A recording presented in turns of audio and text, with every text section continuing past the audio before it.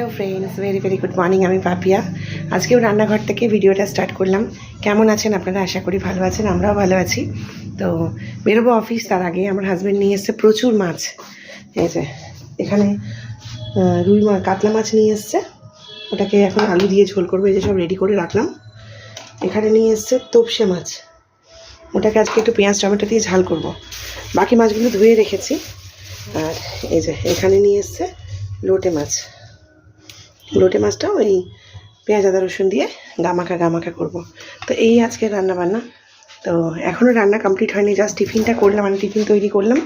এই যে tiffin already ready, পরোটা, আলু ভাজা আর ডিম পোচ। এটা আমার টিফিন, ওদের অলরেডি দিয়ে দিয়েছি, শাশুড়ি মাকে, হাজব্যান্ডকে। ছেলে তো স্কুলে গেছে, ওকে দিয়ে দিয়েছে, ও নিয়ে গেছে। তো চলুন চট করে রান্নাটা করে নিই।